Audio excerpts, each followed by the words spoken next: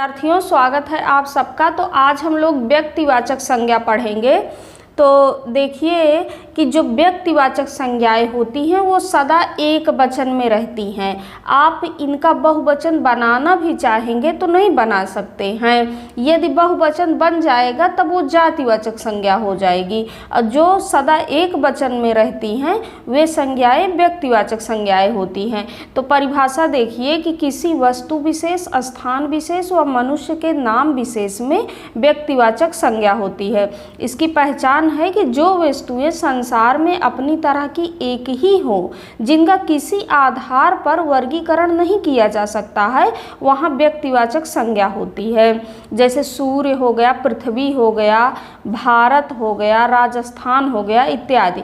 अब सूर्य का बहुवचन नहीं बना सकते हैं, ना पृथ्वी का बहुवचन बना सकते हैं। जैसे लड़का है तो उसका बहुवचन लड़के हो जाएगा, लेकिन भारत का भारते या भारतों ऐसे नहीं बनेगा। तो ये सब क्या है? व्यक्तिवाचक संज्ञा है। देखिए व्यक्तिवाचक संज्ञाएं आपकी निम्नलिखित हैं, जिसमें आ जाएगा पुस्तकों के नाम। तो पुस्तक क्या है? जातिवाचक संज्ञा है। लेकिन पुस्तकों के नाम आ जाए, जैसे कामायनी आ जाए, रामचरितमानस आ जाए, तो ये सब क्या हो जाएंगी? व्यक्तिवाचक संज्ञाएं हो जाएंगी। और इसका वर्गीकरण भी किया जा सकता है कि पुस्तक बड़ी है, छोटी है, अच्छी है, तो पुस्तक आपका जातिवाचक हो जाएगा। लेकिन कामायनी का वर्गीकरण नहीं किया जा सकता है, तो इसलिए ये व्यक्तिवाचक संज्ञा है। उसके बाद देखिए कि जैसे भाषाओं के नाम आ जाए, भाषा शब्द में पूछ लिया जाए कि कौन सी संज्ञा है, तो ये जातिवाचक संज्ञा हो जाएंगी। लेकिन अगर भाषाओं के नाम आ जाए, संस्कृत आ जाए, हिंदी आ जाए, अंग्रेजी आ जाए, उर्दू आ जाए, पंजाबी आ जाए, तो क्या हो जाएंगी?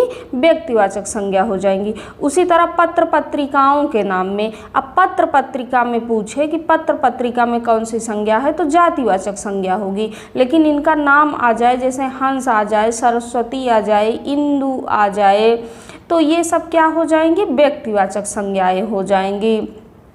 उसी तरह समुद्र, झीलों या नदियों के नाम, जैसे समुद्र में या झील में या नदी में आपसे पूछा जाए कौन सी संज्ञा है, तो सब जातिवाचक संज्ञाएं हो जाएंगी। और यदि इन्हीं का नाम आ जाए, जैसे अरब सागर आ जाए, या डल झील आ जाए, या चिल्का झील आ जाए, या गंगा यमुना ये नाम आ जाए, तो क्या हो जाएगा? व्यक्तिवाचक संज्ञा हो जाएगा।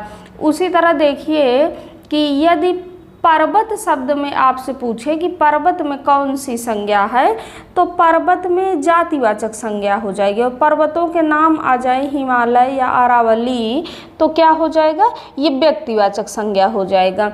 उसी तरह ग्रह, नक्षत्र या उपग्रह के नाम आ जाएं तो क्या होगा? व्यक्तिवाचक संज्ञाएं होंगी। जैसे पृथ्वी, मंगल, रोहिणी, चंद्रमा, तो इसमें सब में क्या है? व्यक्तिवाचक संज्ञाएं हैं।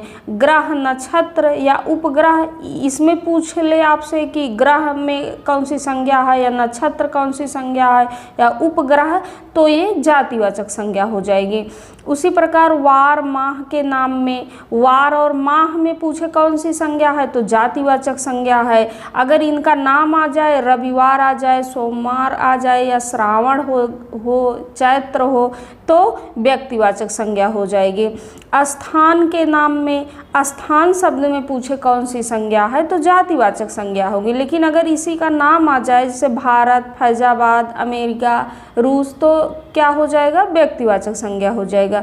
उसी प्रकार दिशा शब्द में पूछे कि दिशा शब्द में कौन सी संज्ञा है, तो जातिवाचक संज्ञा हो जाएगी। लेकिन यदि दिशाओं के नाम आ जाए, पूरब, पश्चिम, तो व्यक्तिवाचक संज्ञा। ऐतिहासिक युद्धों के नाम, अब जैसे युद्ध में आपसे पूछे कि युद्ध में कौन सी संज्ञा है, तो जातिवाचक संज्ञा हो जाएगी। लेकिन जैसे खानवा का युद्ध या तराइन का युद्ध, ये तो इसमें व्यक्तिवाचक संज्ञा हो जाएगी। उसी प्रकार व्यक्तियों या देवी देवताओं के नाम में व्यक्ति शब्द आ जाए, या देवी शब्द आ जाए, या देवता शब्द आ जाए, अब पूछे कौन सी संज्ञा है, तो जातिवाचक संज्ञा होगी। लेकिन इन्हीं का नाम आ जाए, राम, शिव, कृष्ण, लक्ष्मी इत्यादि, तो व्यक्तिवाचक संज्ञा हो जाएगी। त्योहार शब्द में पूछे कि त्योहार शब्द में कौन सी संज्ञा है, तो जातिवाचक संज्ञा है। लेकिन अगर इन्हीं का नाम आ जाए होली, दिवाली या ईद, तो ये सब क्या हो जाएंगी, व्यक्तिवाचक संज्ञाएं हो जाएंगी। उसी प्रकार भाषा का तो आपने देख लिया। लिपि में पूछे लिपि में कौन सी संज्ञा है, या भाषा में या लिपि में कौन सी संज्ञा है, तो जातिवाचक। लेकिन यदि इसी का नाम आ जाए जैसे देवनागरी लिपि या शारदा लिपि या रोमन लिपि, तो वो व्यक्तिवाचक संज्ञा हो जाएगी। बोलियों के नाम, बोली शब्द में पूछे कौन सी संज्ञा है, तो जातिवाचक संज्ञा होगी। लेकिन यदि इन्हीं का नाम आ जाए अवधी, भोजपुरी, तो क्या हो जाएंगी, व्यक्तिवाचक संज्ञा हो जाएंगी। राष्ट्रीय जातियों के नाम, राष्ट्रीय जातियों के नाम, तो जाति शब्द जो है ये आपका जातिवाचक संज्ञा है। लेकिन इन्हीं का नाम आ जाए जैसे भारतीय या रूसी या अमेरिकी, भारतीय, रूसी, अमेरिकी, तो इसमें व्यक्तिवाचक संज्ञा होगी। इसको ध्यान रखिएगा कि भारतीय जो है वो व्यक्तिवाचक संज्ञा है, रूसी व्यक्तिवाचक संज्ञा है।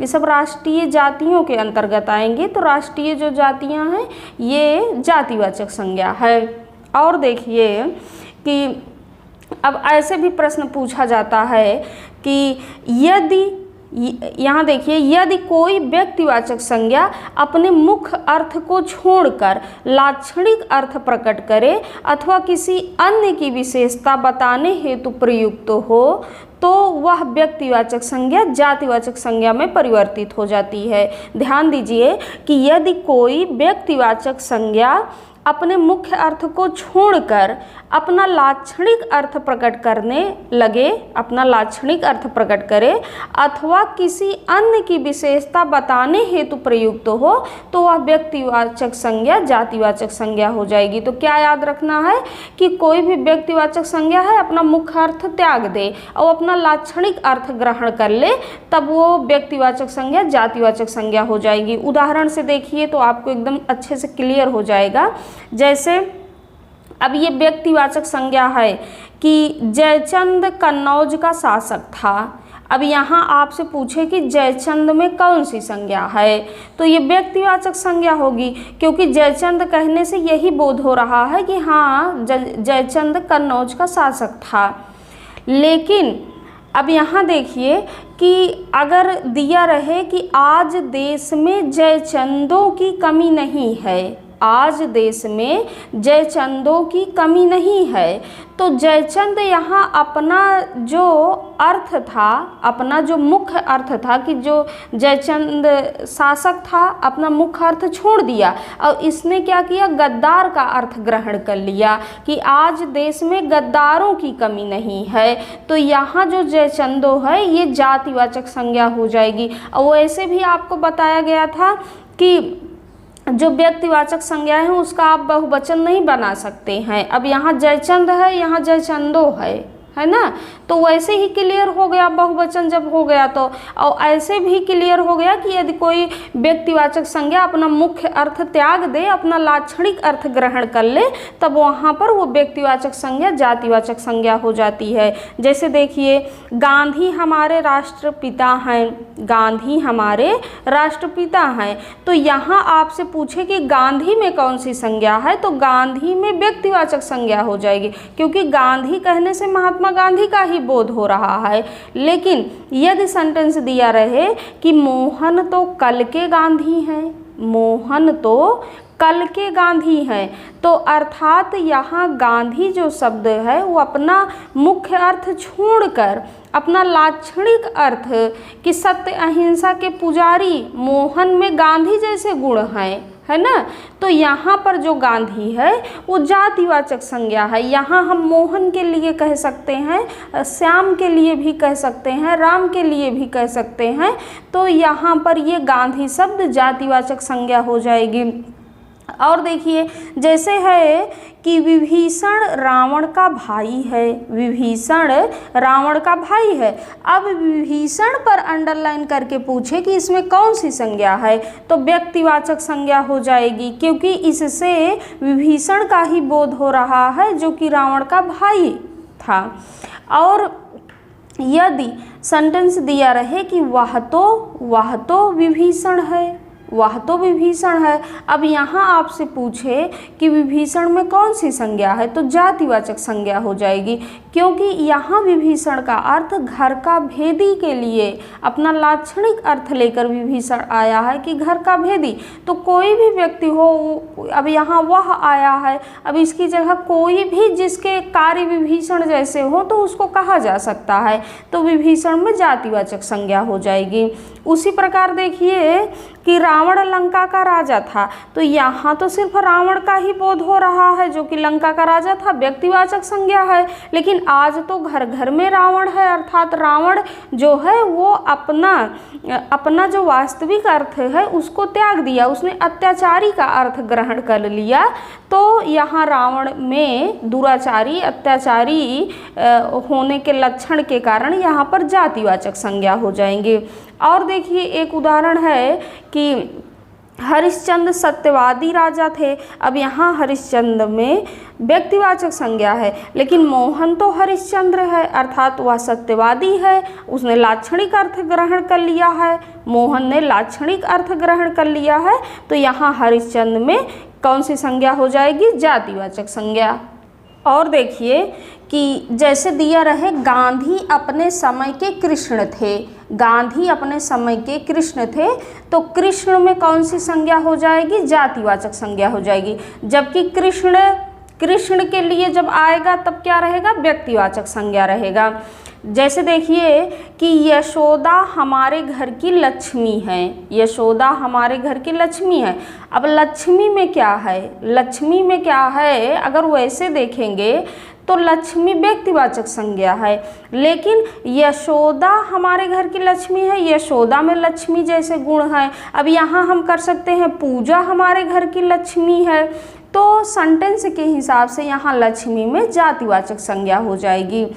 तुम कलयुग के भीम हो, तुम कलयुग के भीम हो। अब यहाँ भीम में जातिवाचक संज्ञा हो जाएगी। अगर सेंटेंस रहता कि भीम अर्जुन के भाई थे तब तो भीम में व्यक्तिवाचक संज्ञा होती, लेकिन यहाँ पर तुम कलयुग के भीम हो, अर्थात तुम, यह जो व्यक्ति है इसमें भीम के गुण हैं, तो यहाँ पर ये क्या हो जाएगा, जातिवाचक संज्ञा हो जाएगा।